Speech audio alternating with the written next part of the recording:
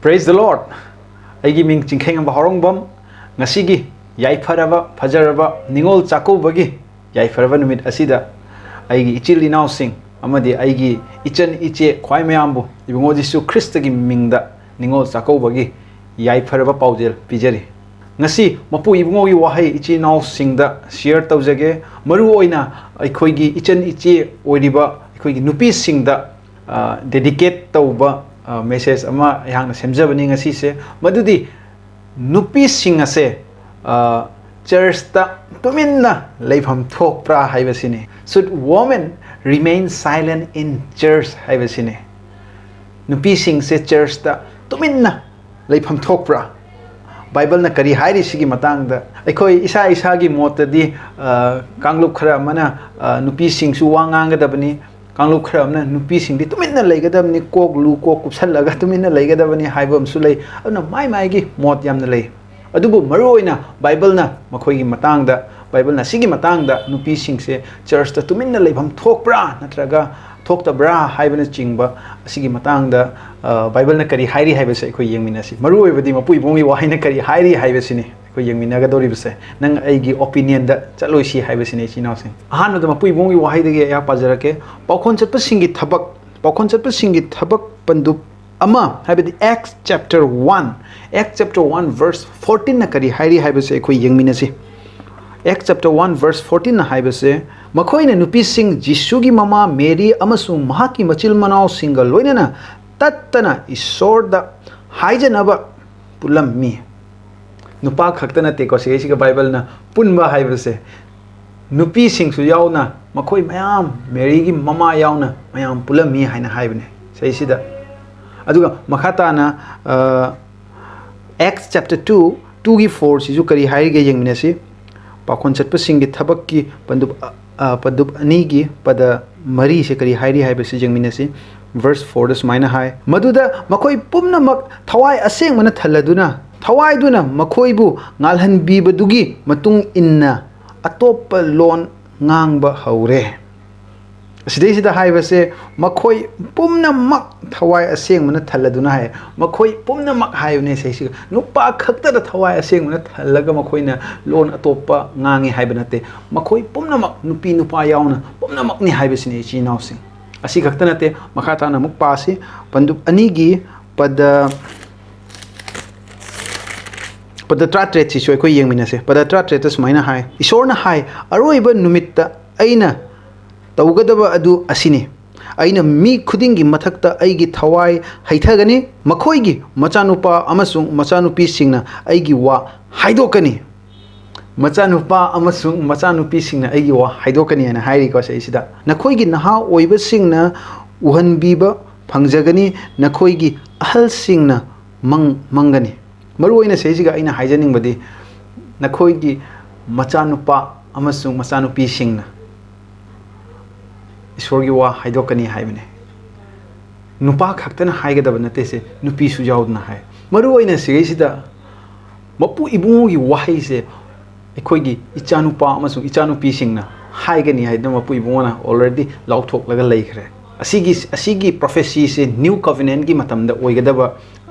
prophecy ni haiba tare hojik ki matam asida oigadaba matam ni hojik ki matam asida di ei nupa khakta wangang nupi wangang no haiba gi matam do lan khre haiba sine chi nausing Bible na nupi amasung nupa chap manana ibungo mahaki thogal tawbagi ayaba pibiri haiba sine ai loidri Bible verse yamna leiri makhata na muk pajarake Acts chapter 4 verse 31 da su asumna hairi pakhon chatpa singi thabak pandup mari gi pada kunthama thoi da sumaina hairi makhoina haijarabada makhoina tinariba mafam du nakle aduga pumna mak thawai aseng bana thaladuna thauna phana isorgi wa nganglami pumna mak thawai na thaladuna haina hai nupa khaktang thawai na thalaga isorgi wa nganglam banate ko pumna mak nupi nupa yauna pumna mak thawai na thalaga mapu ibongi wa hairami haibadune nganglami haibadune loidri asi ta sunate atei makhaju pajarake Romeo pandup trani thoigi Romeo Pandup Trani Thoi Yang Minasi, Romeo Pandup Trani Thoigi, but the Taruka Terekatasu, Smina Hainale, I koi the Bibi Riba, Tauzal Gi Matung Inna, I koina, Tongan ba Taugal, Pangzerabanina, Pau Sandokpa Oidabasu, I koina, Chang Matung Inna, Sandoksi, Taugal Tauba Oidabasu, Tawai Yauna Tausi, Tambiba Adunasu, Tabisanu. Thousand biba adunasu thousand bisanu apiba adunasu pamudana pisanu sidesida aina haijaning base mapu ibongi wahaina haibase ai khoina kare tongan ba khudol phangzarabanina ai khoina tongan ba khudol phangzarabanina haibase ai khoi khuding makta nupa khakta da haibanate ai khoi khuding makta tongan ba khudol se ishorna pibi haibase ne si nause mapu ibongo gi Jesus Christ gi hakchang ni haibatar e khose we are the body of Christ and hairim ne as this nupa khakta nate body gi part se nupi su Jesus Christ gi the body of Jesus Christ oilibane aduna nupa khakta ngang ba haibase body gi part khara function to handaga chap managani chinau se the entire body should be functioned properly in order to build up a church. Ibungo mahakna pibiba ikhoigi damak church ase ikhoina hena chawkhatna nabagi damakta ishorna pibiba khudol punama yamna haina singna punama sijinabam thoi haibasini chinaw singda ina haijaning base asi khakta natarna ikhoi mapui bongi wahai ataisu yangminasi asdesida ahanba Korinthia pandu trani thoigi pada mapan pada tare na kari hairi haibisu ikhoi yangminasi pada tare ta sumaina hairi pumnamakki tongjanabagi damak mi khudingda thawaigi phongdok piba adu thung lei haina hai mi khudingda haina haibani asisu nupa khudingda haibanate nupi nate nupa khaktani haibanate ko seisida mi khudingda haibani nupi singse ekhoina mi ni haina count taw taragadi makhoi da su haibibane sigi wahai se chinau se aduga makhata na ekhoi adum jengminasi ahanba Korinthia pandu tramari da su adum jengminasi tramari gi pada manga da jengminasi tramari gi pada manga da sumaina hai Nakoi khudingna khangdaba lon ngangba aina yamna pami adubu nakoi punamak isorgi wa takthokpa ngamba adu aina amukka hena pamjei nakoi punamak amuk haire se siga apui bungi wa haina haibase nakoi punamak na wangang basine isorna pambase akoi punamak na thogal tawbasine isorna pambase nupa khakta thogal tawbasine te apui bungna pambase nupi nupa pulap yauna ꯑꯩꯈꯣꯏ ꯄꯨꯝꯅꯃꯛꯅ ꯊꯧꯒꯜ ꯇꯧꯕꯁꯤꯅꯦ ꯃꯄꯨ ꯏꯕꯨꯡꯒꯤ ꯋꯥꯍꯩꯅ ꯑꯩꯈꯣꯏꯕꯨ ꯍꯥꯏꯕꯤꯔꯝꯕ ꯇꯥꯛꯄꯤꯔꯝꯕꯁꯦ ꯑꯁꯤ ꯈꯛꯇ ꯅꯠꯇꯅ ꯄꯗ 38ꯗꯁꯨ ꯑꯃꯨꯛ ꯏꯔꯤ ꯁꯨꯃꯥꯏꯅ ꯃꯊꯪ ꯃꯅꯥꯎ ꯅꯥꯏꯅ ꯏꯁꯣꯔꯒꯤ ꯋꯥ ꯇꯥꯛꯊꯣꯛꯄ ꯑꯣꯏꯔꯕꯗꯤ ꯃꯤ ꯈꯨꯗꯤꯡꯅ ꯇꯝꯖꯕ ꯌꯥꯕ ꯂꯩꯒꯅꯤ ꯑꯃꯁꯨꯡ ꯃꯤ ꯈꯨꯗꯤꯡꯃꯛꯀꯤ ꯄꯨꯛꯅꯤꯡ ꯊꯧꯒꯠꯀꯅꯤ ꯁꯤꯗꯁꯨ ꯑꯃꯨꯛ ꯃꯤ ꯈꯨꯗꯤꯡꯃꯛ ꯑꯃꯨꯛ ꯍꯥꯏꯔꯁꯦ ꯑꯩꯁꯤꯒ ꯑꯩꯈꯣꯏ ꯈꯨꯗꯤꯡꯃꯛꯁꯦ ꯃꯄꯨ ꯏꯕꯨꯡꯉꯣꯅ ꯊꯧꯒꯠꯍꯟꯕ ꯄꯥꯝꯃꯦ ꯃꯄꯨ ꯏꯕꯨꯡꯉꯣꯒꯤ ꯋꯥꯍꯩꯅ ꯏꯆꯤꯜ ꯏꯅꯥꯎꯁꯤꯡ ꯑꯁꯤ ꯅꯨꯄꯥ ꯈꯛꯇꯪ ꯊꯧꯒꯠꯄ ꯅꯠꯇꯦ ꯅꯨꯄꯤꯁꯨ ꯌꯥꯎꯅ ꯊꯧꯒꯠꯀꯗꯕꯅꯤ ꯁꯤꯒ ꯏꯆꯤꯜ ꯏꯅꯥꯎꯁꯤꯡ ꯑꯗꯨꯒ ꯄꯗ 38ꯗꯁꯨ ꯀꯔꯤ ꯍꯥꯏꯔꯤꯒꯦ ꯌꯦꯡꯁꯤ ꯃꯔꯝ ꯑꯗꯨꯅ ꯑꯩꯒꯤ ꯏꯆꯤꯜ ꯏꯅꯥꯎꯁꯥ ꯏꯁꯣꯔꯒꯤ ꯋꯥ ꯇꯥꯛꯊꯣꯛꯄ ꯊꯋꯥꯏ ꯌꯥꯎꯅ ꯄꯥꯝꯖꯧ ꯈꯪꯗꯕ ꯂꯣꯟꯗ ꯋꯥ ꯉꯥꯡꯕꯁꯨ ꯊꯤꯡꯒꯅꯨ ꯍꯥꯏꯅ ꯍꯥꯏ ꯁꯤꯁꯦ ꯃꯔꯨꯑꯣꯏꯅ ꯑꯩꯅ code ꯇꯧꯅꯤꯡꯉꯤꯁꯦ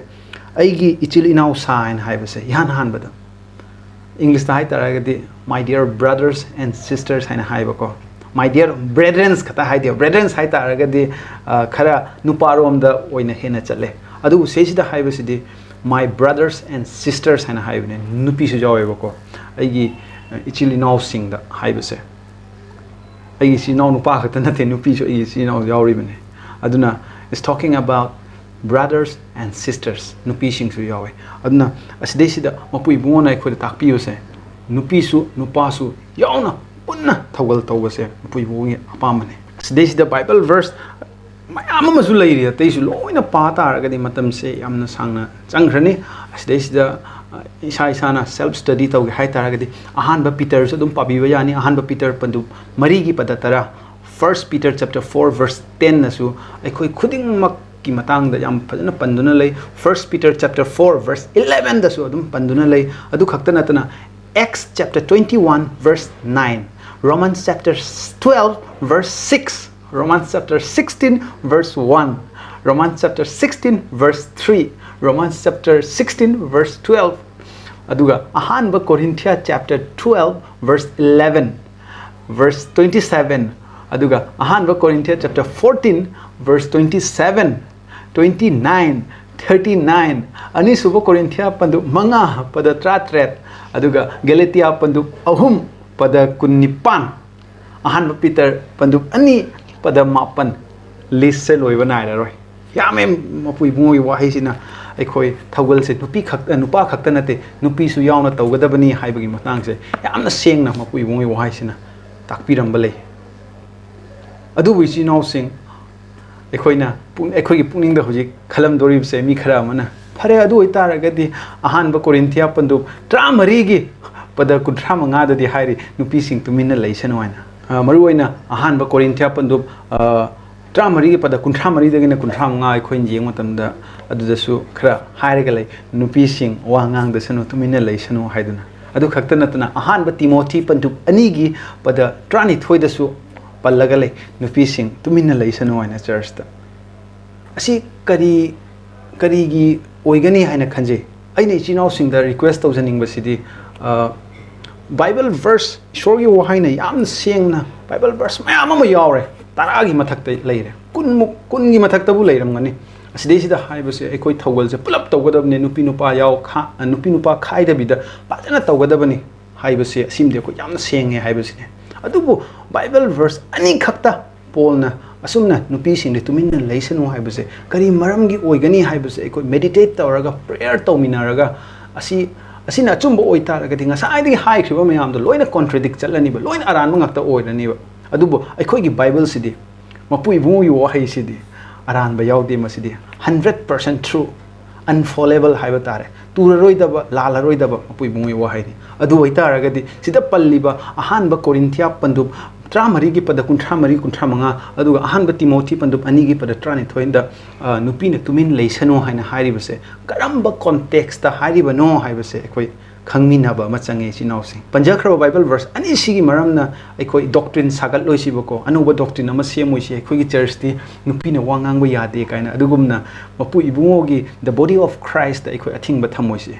ibungo mahaki thaugal da ekoi limitation thamoisi athingba thamoisi mapu ibungona nang akhoi khuding makpu nupi nupa khaina loina makpu kauthok pi bani mapu ibungo gi ningthau leba hene hene chaukhana na bai damak ibungo mahaki matik mangal hene chaukhana na bai damak ta kauthok pi bani chi nausing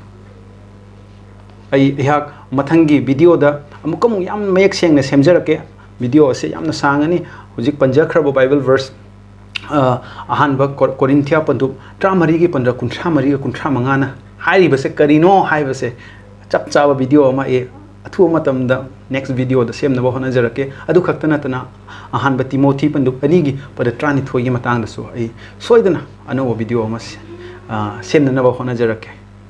adubo hojiki oina di isi now sing da aina haijening basidi Bible verse ani adugi maramna doctrine atopa masagal loisi maram di atopa Bible verse entire Bible sina aikoi bu yam mayek sengna utpi ba dudi aikoi mapu ibung gi thawgal tawda nupi nupa khaidana tawgadabani haibasine aroi boina ichi now sing da haijening basidi women should not stay silent in the church haibasine nupi sing se tuminna leitaba oisana church ta makhoi bu tuminna lehenbagi mohutta aikoi makhoi bu pukning thawgat pisi makhoi wa ngangna na bai damak ta pukning thawgat pisi makhoi ne isai hena sakna na bai damak ta pukning thawgat pisi makhoi na prayer da lamjing bina na bai damak ta pukning thawgat pisi makhoi na Bible takpi bada hena lamjing na bagi makhoi pukning thawgat pisi makhoi na mapui moi wahai haidok pa matamda makhoi na lamjing bina na bagi takpi ba ngamna na bagi makhoi bu akhoi na pukning thawgat pisi thawai na lamjing bu oitaragadi makhoi pastor fawa oisano amen asine aina ichi now sing da haijening basidi hojiki oina ichi now sing da aina khalaning badudi apostle Paul pakhon chatpa Paul ase thaujal gi wapau puriba mioi amane asigumba thaujal gi wapau puriba mioi aduna mioi bada partiality leifam thokpra mangonda partiality sunglai leifam thokte haibasine nupi nupa khaifam thokte Paul se hana sol oiringai matam dadi mahak asmaina prayer toramba jai isor nahak pu hainingai letana thagachari ai se gentiles mi ohenbiram dabai damak thagachari ai bu minai ohelam dabai damak thagachari ai bu nupi ohelam dabai damak thagachari kaina adai prayer toramba jai adubu hojikti mapu ibungogi wahaina haibi base Paul na sumaina hairi hojikti jihudi haiba leitre Greek haiba leitre hojikti minai haiba leitre mapu haiba leitre hojikti nupi haiba leitre nupa haiba leitre khuding ma Christ gi miyengda amatta oire haidna hojikti haibiri asigumna haibi ba mioi asina nupi nupa distinguish nupi nupa khaido kadra haibasine khaido oi ko fare adudi ngasi gi oina matang asida loisanna ba isinau singdagi yathang nijari aroi boina yengbiriba tabiriba aigi nungsijaraba ichan iche khwai mayambu Ningol Chakouba gi amukka hanna yai farba paujel ibungo Jisu Christ gi mingda pijari puning changna tabibagi yengbibagi dama hainingai letan thagache mathangi video da amuk thengnarasi God bless you.